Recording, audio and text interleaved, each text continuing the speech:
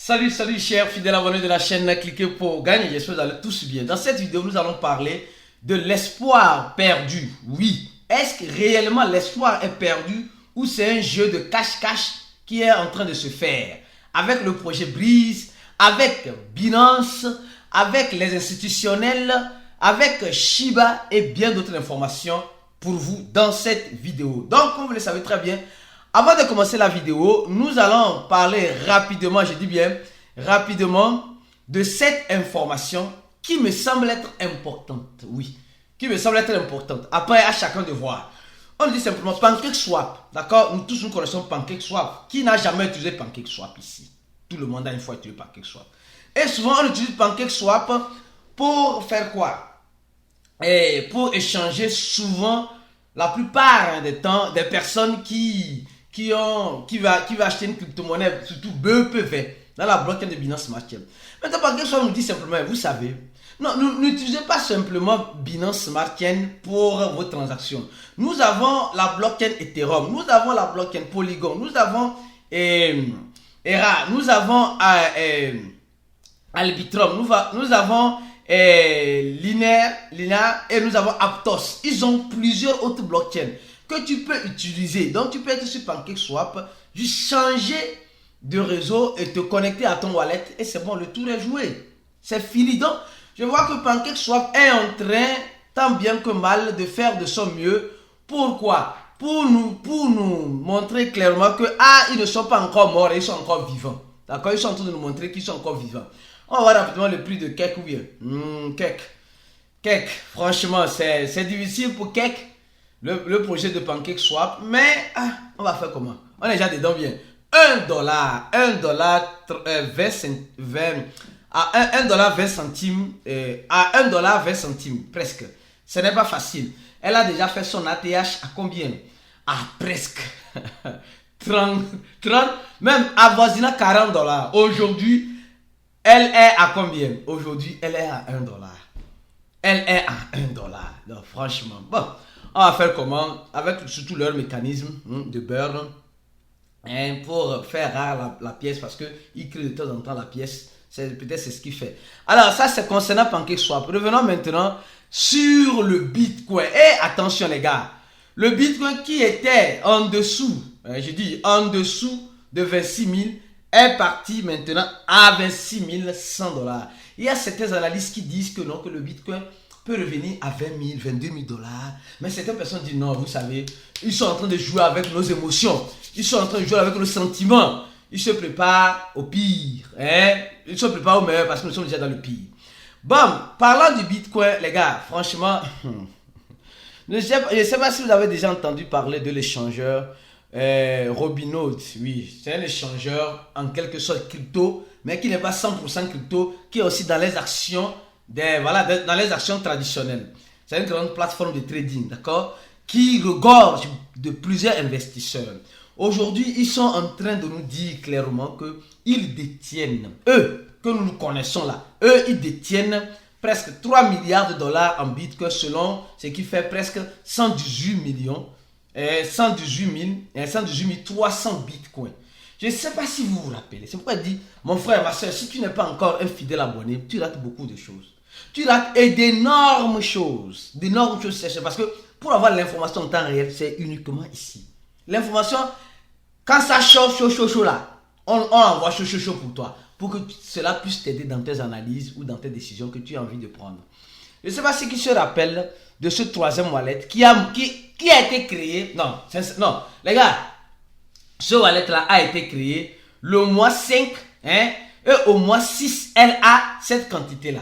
Donc, ça veut dire que c'est leur adresse. Parce qu'on nous dit simplement qu'ils ont 118 300 bitcoins. Ils ont 118 300 bitcoins. Ici, ils ont dit bien combien? Ils ont 118 300 bitcoins. Donc, c'est le wallet. Ils sont en position 3, numéro 3. Ils ont 3 milliards de dollars. Donc, quand nous voyons clairement ce wallet-là, nous voyons clairement que c'est ce wallet-là clairement ici que nous sommes en train de voir. D'accord? C'est ce wallet-là que nous sommes en train de voir ici. Mais ce qui est bizarre, c'est qu'ils sont dans les crypto-monnaies depuis. Ils sont dans les crypto-monnaies depuis. Mais ce qui est marrant, c'est un wallet qui a été créé récemment.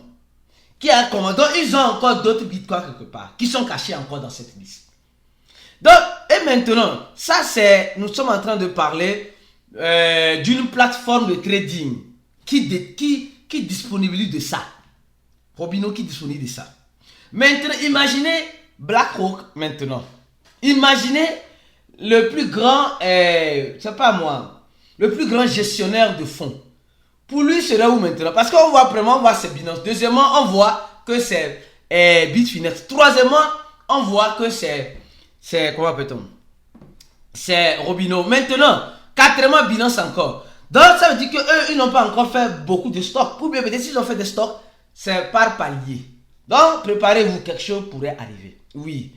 Alors, on va venir maintenant. L'espoir perdu sur Shiba renaît. L'espoir perdu avec le Shiba est en train de renaître. Alors, c'est important cette information, d'accord? C'est très important. C'est pourquoi ceux qui coupent les vidéos, vous allez rater beaucoup de choses. C'est pourquoi il faut regarder les vidéos en entier. En entier. Il faut investir dans ta connexion pour apprendre tout et comprendre tout.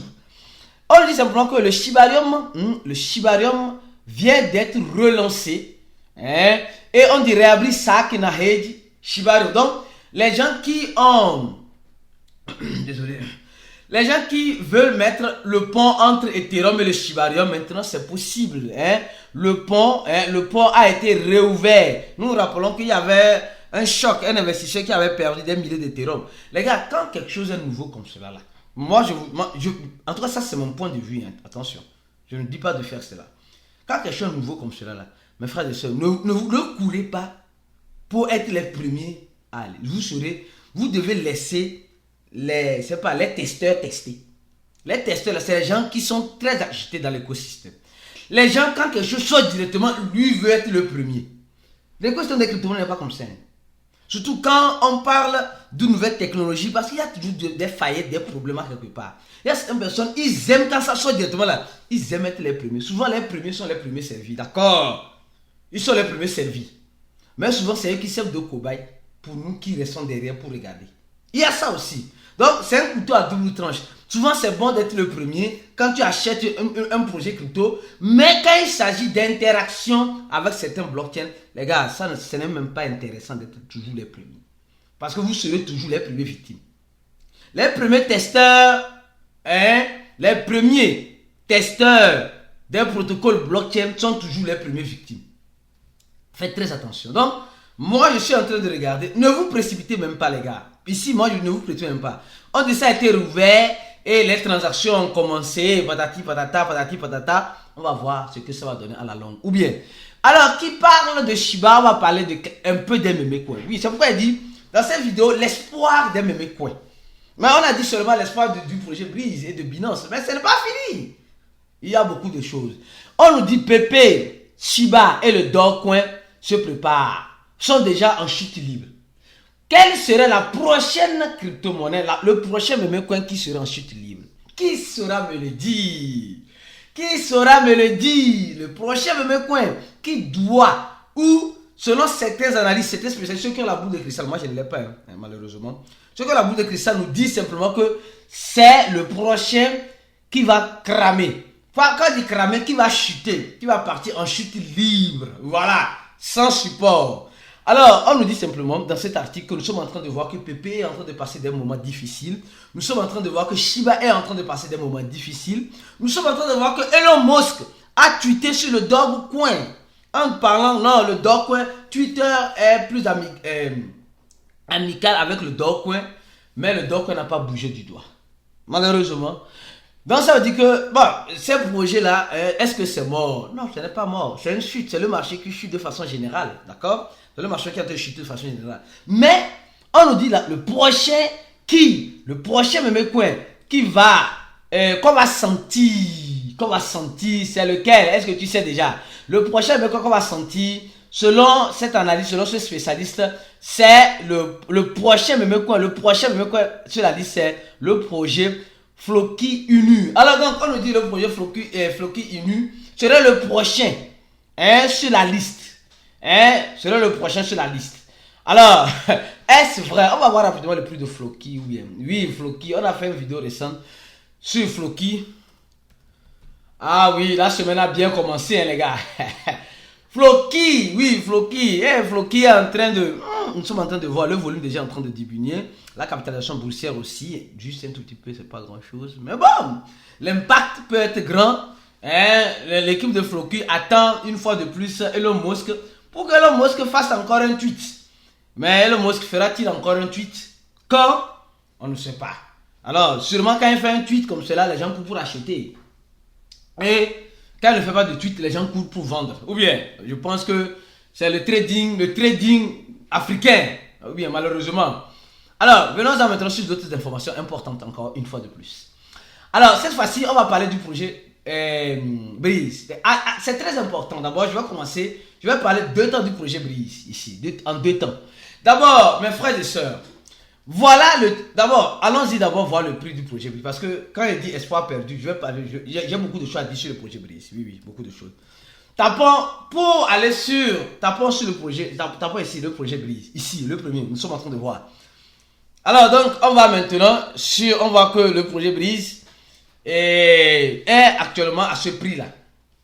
Un prix où nous attendons que ça brûle beaucoup de zéros. Mais les zéros là sont toujours là-bas. Ils sont toujours là-bas.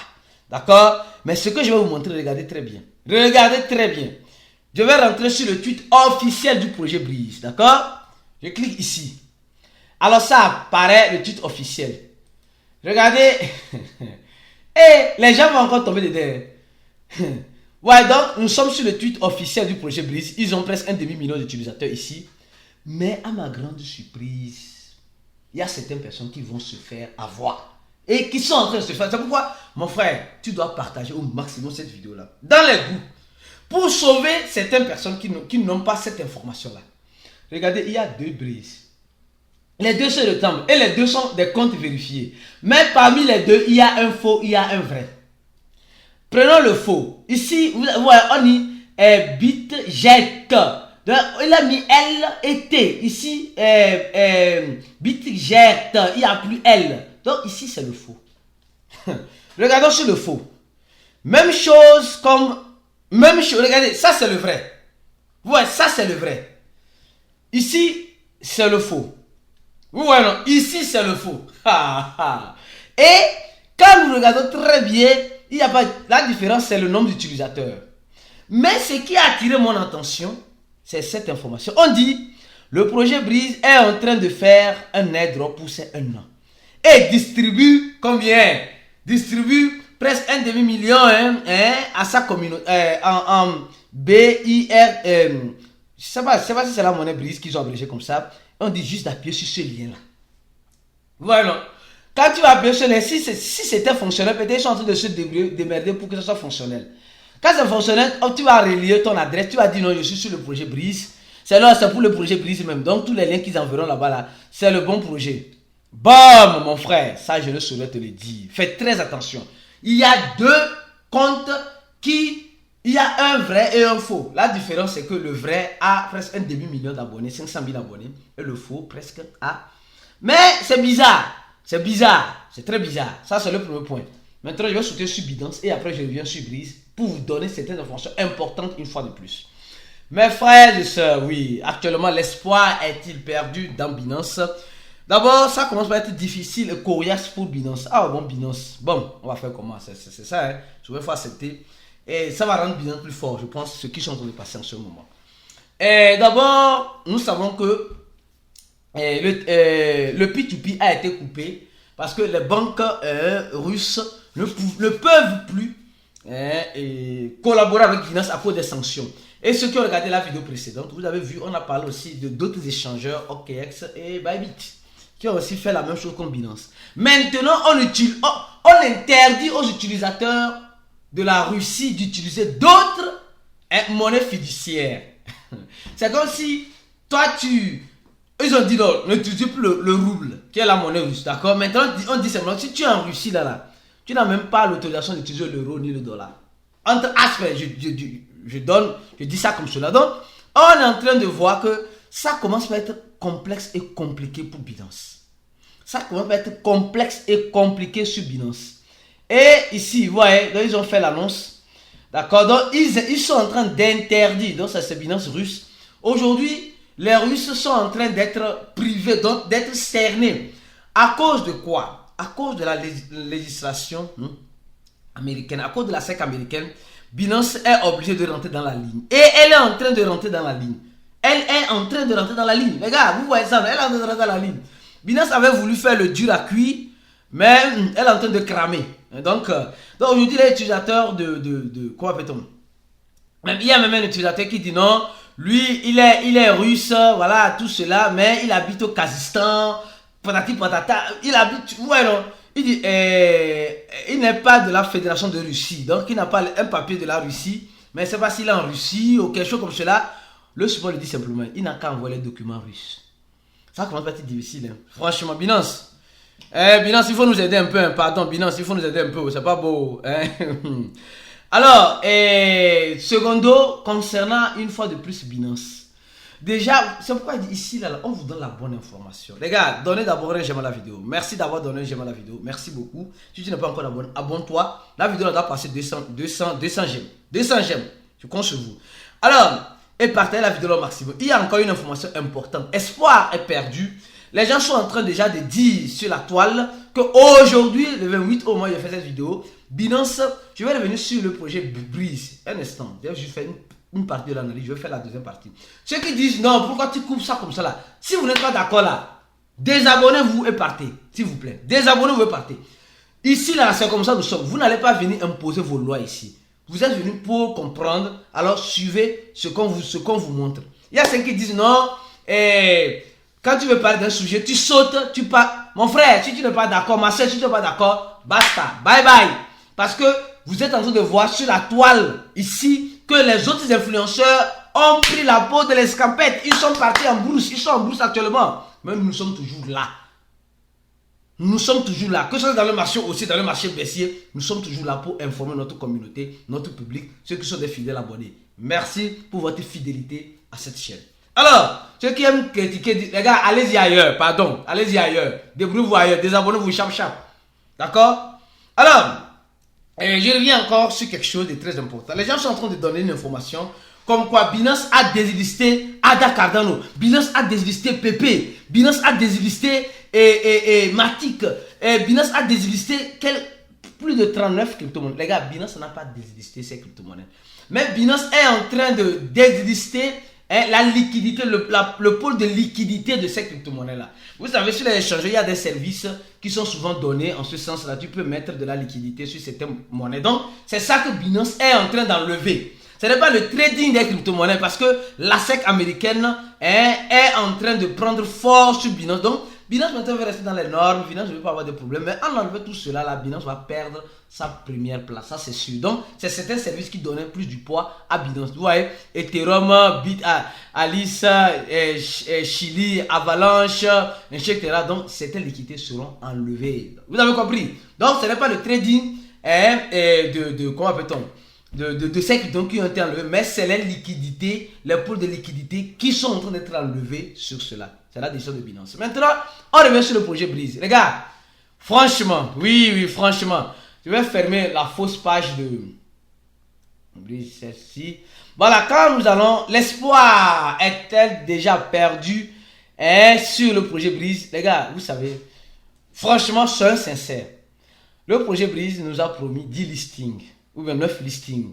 Et ils ont fait ces listings-là. Mais où est-ce qu'ils ont fait ces listings-là? Sur des échangeurs, des petits échangeurs. Mais au moins, ils ont te le promettre. Maintenant, ils sont en train de nous dire simplement que ils sont en train de travailler dur et fort pour la sortie de leur échangeur qui est un échangeur P2P. Donc, pendant ces 24, dans 24 bien sûr, cet échangeur-là va voir le jour. Au moins, peut-être sûrement quand tu verras ça, peut-être c'est déjà sorti. Pensez-vous que cela aura un impact sur le prix de Breeze, la sortie de cet échangeur-là? La question vous a été posée. Pensez-vous que cela aura un impact? Parce que quand on voit le projet Breeze, elle est déjà listée sur BitGet, Get, d'autres échangeurs, KuCoin, voilà, Huobi, Bitfinex, CoinEx, mais franchement, il manque les échangeurs que les gens attendaient. Oui, on attendait peut-être Binance. Ou bien, si je vous dis peut-être, je ne sais pas. Je ne suis pas dans le secret des dieux malheureusement. Que peut-être Breeze est en train de négocier avec Binance pour être listé là-bas. Ah oui, peut-être que oui, peut-être que oui, peut-être que non. Je n'ai pas la boule de cristal pour dire cela. Donc, nous allons voir à l'avenir. L'espoir n'est pas 100% perdu. Et je tiens à dire une chose. Ceux qui veulent se former, ceux qui veulent avoir une bonne formation dans l'écosystème, mes frères et sœurs, le premier lien en dessous de la vidéo, le lien de notre cours. Il y a déjà plus de 1552 personnes, plus, qui ont déjà rempli le formulaire. Venez payer les $100 pour avoir la formation nécessaire afin de pouvoir mieux comprendre que nous sommes dans un écosystème sans pitié. Au même moment, le gouvernement de la Corée du Sud est en train d'envoyer une information importante en disant ceci.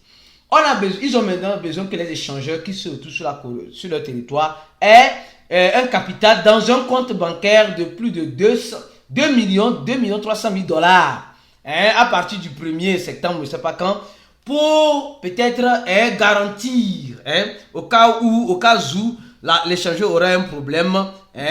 Ils ont une réserve à quelque part. Donc, que pensez-vous de cette information, les gars? Merci pour votre assistance. On se dit à la prochaine vidéo et restez squattés. Venez vous former, les gars. Formez-vous. Merci, à la prochaine vidéo.